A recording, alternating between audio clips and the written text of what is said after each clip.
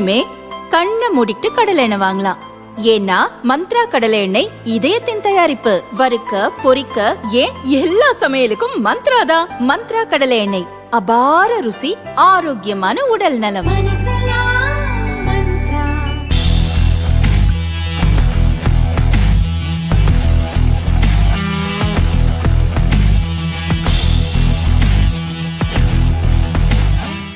உலக பொருளாதார பாதிப்பு உள்ளிட்ட சோதனையான காலகட்டத்தில் ஏற்றுமதி நிறுவனங்களுக்கு ஊக்கமளிக்கும் வகையில் அவ்வப்போது வர்த்தக அமைச்சகம் பல சலுகைகளை அறிவித்து வந்துள்ளது.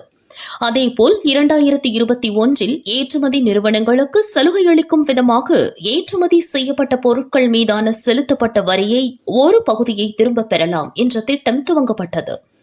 இதனால் ஏற்றுமதி நிறுவனங்கள் பலனடைந்தன. தற்போது திடீரென வெளிநாட்டு வர்த்தக இயக்குநரகம் ஏற்றுமதி நிறுவனங்கள் பணத்தை திரும்பப் பெறும் சலுகைகளில் பண மதிப்பில் 50% குறைக்கப்படலாம் என அறிவித்துள்ளது. இதனால் ஏற்றுமதியாளர்கள் அதிர்ச்சியடைந்துள்ளனர். வரிச் சலுகைகள் குறைப்பால் இந்திய ஏற்றுமதி நிறுவனங்கள் கடுமையாக பாதிப்படையும், செலவினங்கள் அதிகரிக்கும், உலகச் சந்தையில் போட்டியிடும் திறனை இழக்கும் எனவும் கவலை தெரிவித்துள்ளனர்.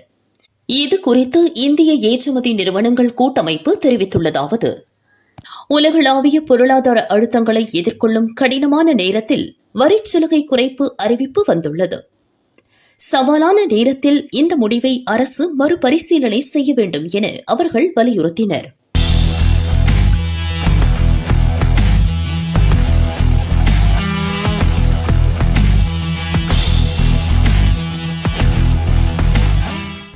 மத்திய அரசின் தொழில் மற்றும் உள்நாட்டு வர்த்தக மேம்பாட்டுத்துறை இந்திய தர கட்டுப்பாட்டு கவுன்சில் சார்பில் தேசிய அளவிலான தர கட்டுப்பாடு மாநாடு 2026 டெல்லியில் சில தினங்களுக்கு முன் நடந்தது.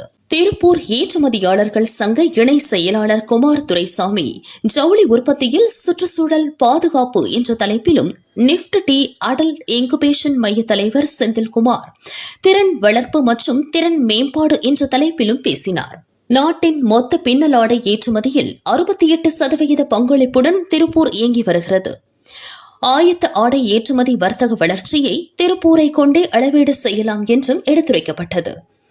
ஏற்றுமதி மற்றும் உள்நாட்டு ஆடை உற்பத்தியாளர்கள் ஒருங்கிணைந்த தரச்சான்று பெறும் நடைமுறையை செயல்படுத்த வேண்டும் என்றும் கோரிக்கை வைக்கப்பட்டது.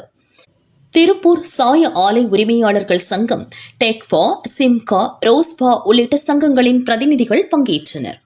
மாநாடு குறித்து திருப்பூர் ஏற்றுமதியாளர்கள் சங்கத்தினர் கூறியதாவது: மாநாட்டில் திருப்பூரின் வளம் குன்றா வளர்ச்சி நிலை உற்பத்தி சாதனைகள் விளக்கப்பட்டன.